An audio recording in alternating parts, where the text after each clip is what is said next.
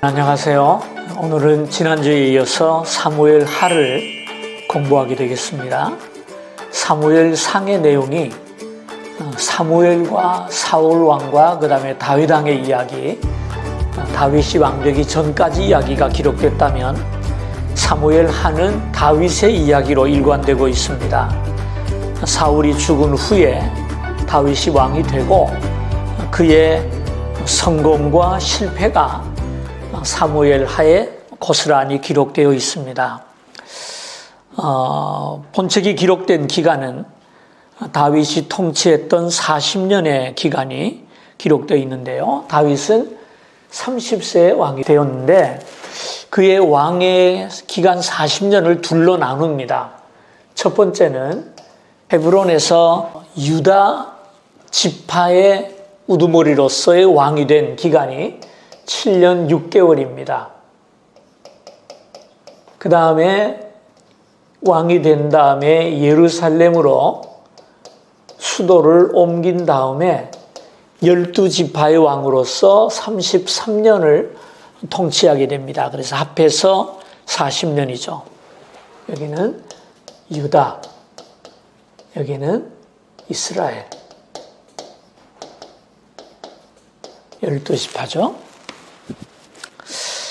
이 책을 누가 기록했느냐? 역대상 29장 29절을 보면 이런 말씀이 나옵니다. 다윗 왕의 행적은 처음부터 끝까지 선견자 사무엘의 글과 선지자 나단의 글과 선견자 갓의 글에 다 기록되고 이렇게 말을 했어요. 그러니까 다시 말해서 다윗 왕에 대한 그 행적이 기록으로 남겨졌는데 세 사람의 기록이 있었다 그랬죠. 사무엘과 나단과 갓입니다. 세 사람은 다 선지자인데요. 왜 이들이 다윗의 행적을 기록을 했느냐? 이분들은 선지자인과 동시에 우리로 하면 사관입니다. 이스라엘의 역사, 왕들의 행적을 성경적인 입장에서 계속 기록해 나가는 것이죠. 우리나라도 옛날에 사관들이 있어서 왕의 행적을 기록을 했고 왕도 그것을 보지를 못했어요. 그래서 왕이 항상 조심스럽죠. 저놈이 뭐라고 쓰고 있나 항상 조심할 수밖에 없었고요. 그래서 이들은 우리나라 사관들과는 다르게 하나님 앞에서 저들이 어떻게 했는가라는 것을 기록해 나가는 것을 보게 되는데요. 그래서 아마 사무엘 하도 이 세 사람 중에 어느 한 분이 쓰지 않았을까, 아니면은 사무엘의 제자들과 함께 쓰지 않았을까 생각을 합니다. 그 다음에 네 번째는요, 본서의 구조인데요. 이게 굉장히 중요합니다. 사무엘 하서는 두 개로 나누어집니다. 첫째는 다윗 왕의 성공이죠. 두 번째는 다윗 왕의 고통, 1장에서 12장, 그 다음에 3장에서 24장까지 기록이 되네요. 교재를 보면 12장씩 나누어 반은 성공을 이야기하고 반은 실패를 이야기한다. 사무엘 하서의 중심 메시지가 뭐냐? 죄악으로 인해 승리가 고통으로 바뀌었다라는 이야기입니다. 하나님 앞에 철저히 순종함으로써 성공했던 다윗이 그 성공을 이어가지 못하고 범죄함으로 말미암아 실패하는 이야기들, 후년에 고통받는 이야기가 기록되어 있어요. 대표적인 것을 보십시다. 다윗의 승리의 원인이 뭔가? 사무엘 하 3장을 좀 볼까요? 사울의 집과 다윗의 집 사이에 전쟁이 오래매 다윗은 점점 강하여 가고 사울의 집은 점점 약하여 가니라. 이게 무슨 말이냐면 사울왕이 죽은 다음에 이스라엘이 잠시 두 개의 나라가 됩니다. 첫째로 유다를 중심으로 다윗이 왕이 됐고요. 나머지 11지파를 중심으로 사울의 아들 이스보셋이라는 사람이 왕이 돼요. 그래서 유다 나라의 두 왕이 계속 경쟁과 전쟁을 벌이게 됩니다. 그 기간이 7년 6개월이라고 말씀을 드렸죠. 그래서 이 기간 동안에 다윗의 집은 점점 강성해 가고 사울의 집은 점점 약해져 갔다 그랬잖아요. 그 이유가 뭔지를 보십시다. 5장을 보면 10절에 이런 말씀이 나오죠. 만군의 하나님 여호와께서 함께 계시니 다윗이 점점 강성하여 가니라, 이렇게 말씀을 합니다. 다윗이 점점 강성한 이유는 하나님이 그와 함께 하셨다는 것입니다. 그러면 왜 하나님은 이스보셋과 함께 하지 아니하고 다윗과 함께 했느냐? 5장 19절을 보십시다. 다윗이 여호와께 여쭈어 이르되 내가 블레셋 사람에게로 올라가리까, 그렇게 하나님께 먼저 여쭈어 봅니다. 23절에 보면 또 나오죠. 다윗이 여호와께 여쭈니, 이런 말씀이요 계속 반복됩니다. 그리고 25절을 보십시다. 이에 다윗이 여호와의 명령대로 행하여 라고 말을 하죠. 다윗은 모든 일을 하나님 앞에 여쭈어 보고 하나님의 인도하심을 따라 살아갑니다. 그것이 승리의 원인이었어요. 그러면 왜 그 승리가 실패로 이어지느냐? 죄 때문이에요. 잘 아시는 대로 밧세바와의 범죄죠. 다윗이 노년이 되어서 이제 기운도 좀 없고 전쟁하러 나가기가 그렇게 쉽지를 않아요. 그러다 보니까 전쟁터에는 장군들만 내보내고 다윗은 왕궁에서 쉬게 되죠. 그러다 이제 사단이 나기 시작하는 겁니다. 할 일 없는 다윗이 낮잠을 실컷 자고 일어나서 옥상에 올라갑니다. 왕궁 옥상에 올라가서 이렇게 왕궁 주변의 집들을 내려다 보는데 한 여자가 옷을 벗고 목욕을 하고 있는 거예요. 그래서 그 여인을 불러서 간음죄를 짓게 됩니다. 그리고 나서 그 여인이 임신해가지고 발각이 나게 되니까 전쟁터에 나가 있는 남편을 불러가지고 하룻밤 들어가서 자고 쉬고 가라고 얘기를 해요. 근데 이 남편이 얼마나 충성된지, 내 동료들이 전쟁터에서 싸우는데 내가 어떻게 집에 가서 아내와 함께 잘 수 있습니까? 나는 안 됩니다. 그러고는 왕궁 문에서 잠을 자고 집에 안 가는 거예요. 완전 범죄를 꿈꿨는데 이 성실한 남편 때문에 그게 안 되니까 그 남편이 전쟁터로 돌아갈 때 밀서를 써서 장군에게 보냅니다. 그 밀서의 내용이 뭐냐 하면 이놈을 전쟁터 앞살이 세웠다가 투퇴해가지고 죽게 만들라는 거예요. 그래서 살인죄를 범하게 되죠. 그 죄가 바로 다윗의 실패의 원인으로서 다윗의 삶을 힘들게 만들었던 것입니다. 그래서 이 두 가지를 좀 보십시다. 본서의 구조의 1번, 다윗의 승리입니다. 헤브론에서 다윗이 왕된 이야기. 그 다음에 다윗이 나중에 이스보셋, 사울의 집과 싸워서 승리를 얻은 다음에 다윗이 12지파의 왕이 되는 이야기. 그게 5절에서 11절까지 나와 있고요.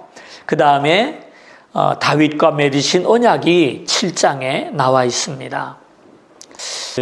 이 다윗이 왕이 되는 이가 어제 6번에 3번에 나와 있는데요. 여러분이 개인적으로 한번 읽어보시면 좋겠습니다. 다윗의 언약은 다윗에게만 성취되는 것에서 끝나는 것이 아니라 나중에 예수 그리스도에게서 성취가 되죠. 이사야 11장 1절을 보면은 이새의 줄기에서 한 싹이 나고 그랬는데 그 다윗이 이새의 아들 아닙니까? 그리고 하나님의 영이 그에게 강림하겠다라는 말씀은 예수 그리스도에 대한 말씀이고요. 그 다음에 예레미야 23장 5절에 보면은 다윗에게서 한 의로운 가지가 일어날 것이다. 이것도 바로 예수 그리스도에 대한 예언입니다. 에스겔 37장 25절에 보면은 이스라엘이 포로에서 돌아온 다음에 내 종 다윗이 영원히 그들의 왕이 되겠다 그랬는데 그 영원한 왕이 바로 예수 그리스도를 상징하는 것입니다. 그 다음에 누가복음에 나오는 지극히 높으신 하나님의 아들이 태어날 것인데 그에게 내가 다윗의 왕위를 주리라 라는 말씀이 누가복음 1장 32절 천사가 마리아에게 한 말인데 거기 나와 있는 것이죠. 그 다음 계속해서는 읽어보시면 되겠고요. 4번으로 넘어갑니다. 다윗의 통치의 절정을 이룬다 그랬죠. 그죠?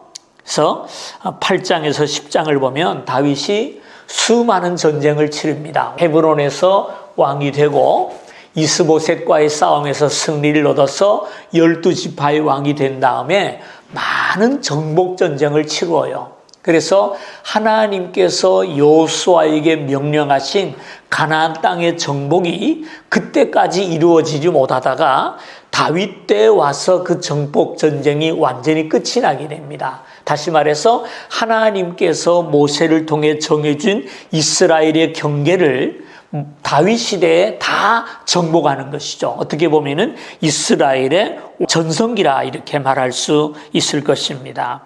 자, 그런데 5번을 보면은요, 다윗의 범죄가 나오죠. 첫 번째 범죄는 밧세바와 간음한 것이고, 두 번째는 간음한 밧세바의 남편을 전쟁터에 보내서 죽이는 이야기가 나옵니다. 그 다음에 세 번째 나오는 이야기가 다윗의 회개입니다. 다윗의 회개 이야기는 시편 32편 1절에서 5절.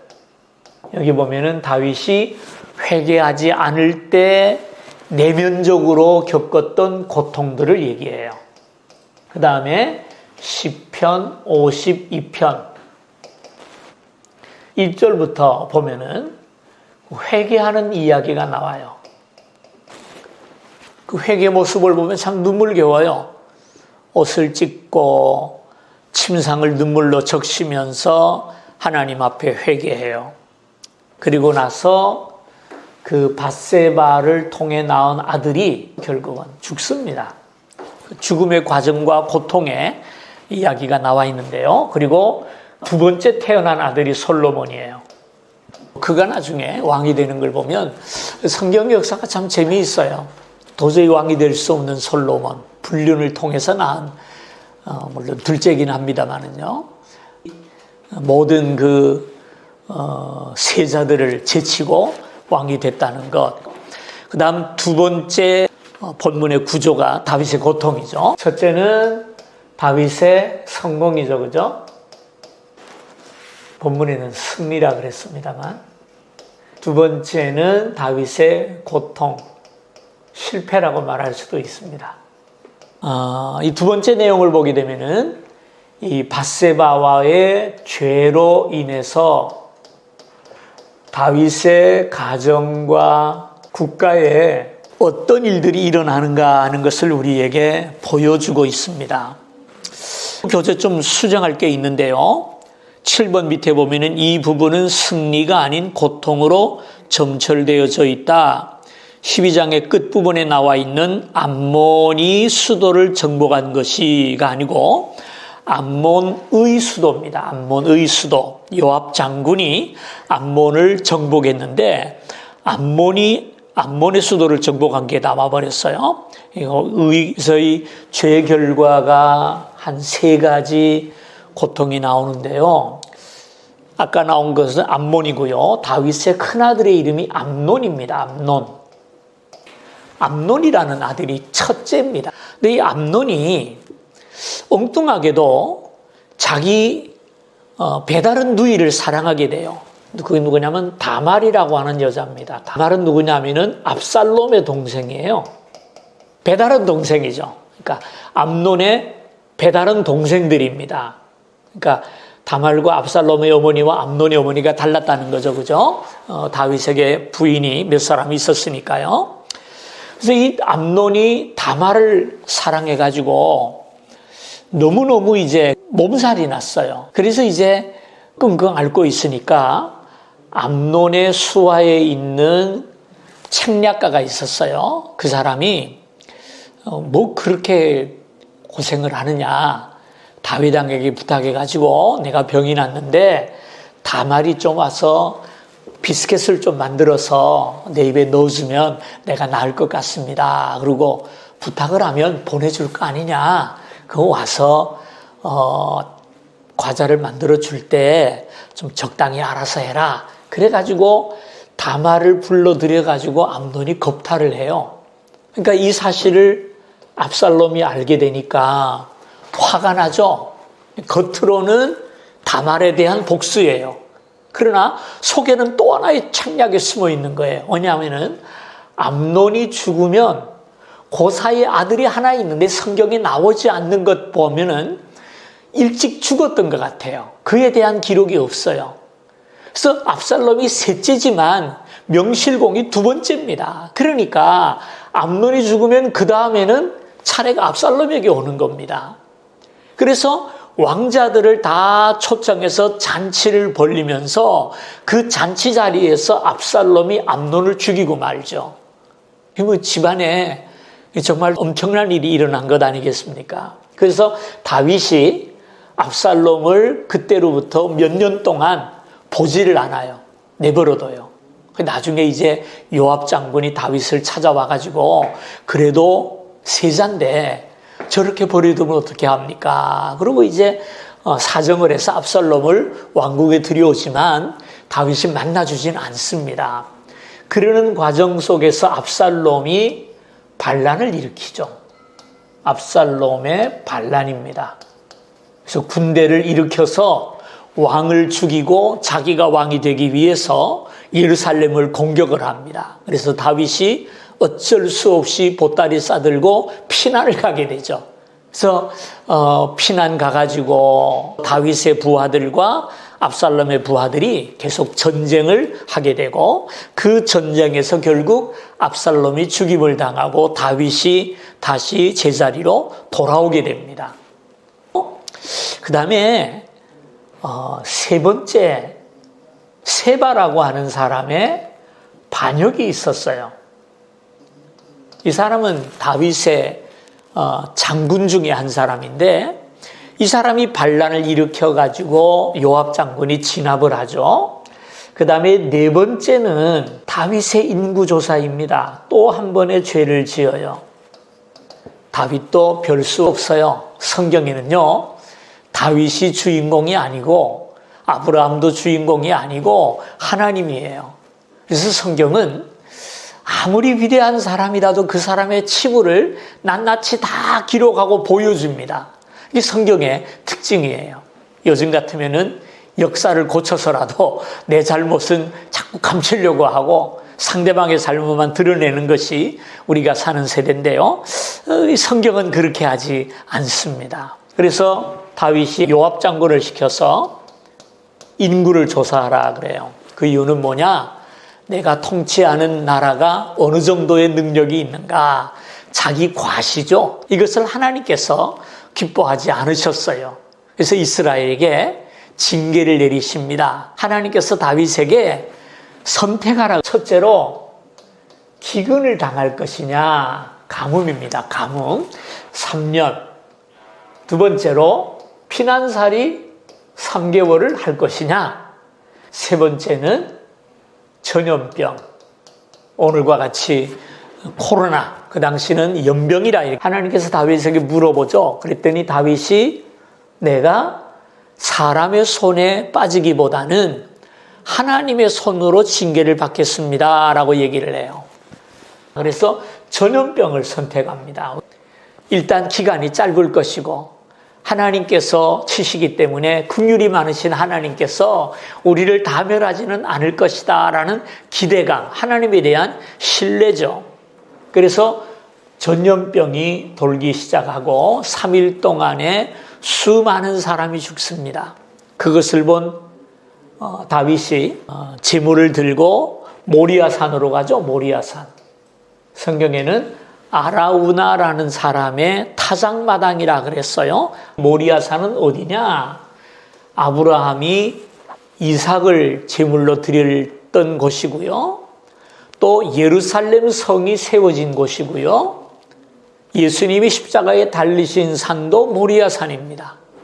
그래서 이것으로 사무엘하가 끝이 나게 되는데요. 사무엘하에서 우리가 받아야 될 메시지가 있어요. 첫째는 하나님의 약속이라 할지라도 그것이 우리에게 성취되기까지에는 두 가지가 필요하다라는 것을 보여줍니다. 첫째는 하나님에 대한 신뢰, 의지.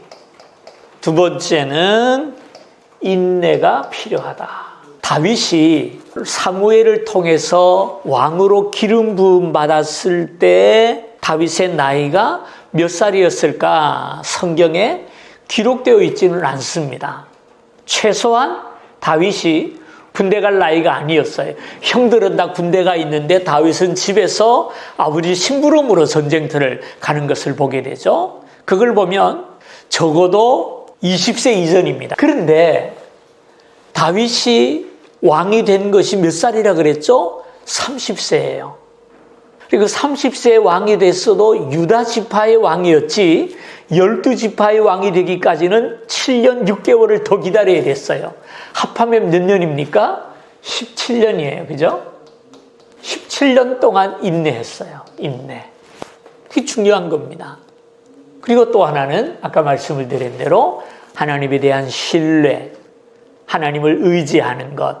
절대로 자기 머리나 사람들의 지혜를 빌리는 것이 아니라 여호와께 여쭈어 가로되라고 말을 했고요. 여호와의 명대로 행하여라고 말을 해요. 그걸 보면은 다윗은 철저하게 하나님을 의지하는 사람이었다라는 것을 기억하면서 오늘 우리가 배울 것이 뭡니까? 인내는 우리가 은혜를 누리는데 필수적인 요소라는 사실입니다. 그리스도인에게 인내는 선택 과목이 아니라 필수 과목입니다. 언제나 하나님을 의지하며 하나님을 믿고 신뢰하고 인내하는 자세, 이것이 우리에게 가장 중요합니다. 하나님이 다윗을 이쁘게 보았던 이유가 바로 여기에 있어요. 사무엘서 읽어가다 보면은요, 재미있는 이야기가 나와요. 다윗 왕이 적군과 싸워서 이기잖아요. 그래서 이기면은 전리품들을 가지고 올 거 아닙니까? 그러면 그 전리품 가운데는 말이 있어요. 요즘 말로 하면은 뭐 자동차요, 전차죠, 그죠? 전차인데 탱크죠. 그런데 말을 노예에게 오면 그 말들의 힘줄을 끊었더라라고 말을 합니다. 그 힘줄이라는 말은 요새 말로 하면은 아킬레스건입니다. 그 말은 더 이상 뛸 수가 없는 거죠. 쩔뚝거리면서 걸어 다닐 수는 있어도 뛸 수는 없는 거거든요. 뭘 보여줍니까? 나는 사람이나 말보다도 하나님을 의지하겠다라는 다윗의 믿음을 보여줍니다. 자, 두 번째 메시지는 죄에 대한 교훈입니다. 우리 하나님은 죄를 두고 보지 않으시는 하나님이세요. 그리고 그 죄에는 분명한 심판이 있다라는 사실을 기억하시기를 바랍니다. 다윗의 생애를 보면은 극명하게 드러나게 됩니다. 그런데 그 죄는 두 가지 결과가 온다고 저는 생각을 해요. 첫째는 하나님의 심판이 분명히 있어요. 그 다음 두 번째는 죄의 열매가 따라옵니다. 성경을 보면요, 우리가 죄를 회개할 때 용서하신다 그랬잖아요. 그리고 심판하시나? 아니에요. 그런데 중요한 것이 있어요. 죄는 하나님의 심판만 따라오는 것이 아니라 죄악의 열매라는 것이 따라옵니다. 이 죄악의 열매는 회개를 하더라도 우리의 삶 속에 나타나는 것을 보게 돼요. 그래서 저는 심판과 열매는 다르다라고 생각을 합니다. 다윗이 범죄했을 때 하나님께서 그 심령에 고통을 주시죠.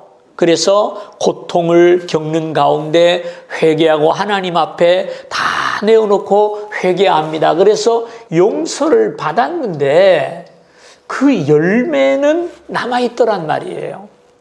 다윗이 간음하는 거, 살인하는 거, 왕궁 내에 소문이 안 났겠어요? 가족 왕자들이 안 들었겠어요? 안 보았겠어요? 다 보았죠. 그런 것들이 자녀들에게 영향을 주고 그런 것들이 자녀들의 삶에서 반복되더라는 말이에요. 그래서 우리 어른들이 잘 살아야 될 이유가 바로 이겁니다. 정말 우리가 잘 살아야 돼요. 내가 잘못 사는 죄악의 무슨 뿌리가 흘러간다 이런 얘기하는 거 아닙니다. 회개할 때 용서하세요. 그러나 그 죄악의 열매는 없어지지 않더라고요. 그건 우리가 감당해야 될 몫이 아닌가 그런 생각을 해요. 여러분 꼭 기억하셔서 하나님 앞에서 죄악과 짝하지 말고 벗어나시고 내게 있는 허물을 날마다 씻어내는 저와 여러분이 되었으면 좋겠습니다. 사무엘하를 여기서 끝내고요. 다음 주에는 열왕기 상하를 같이 공부하게 되겠습니다. 다음 주에 또 보십시다.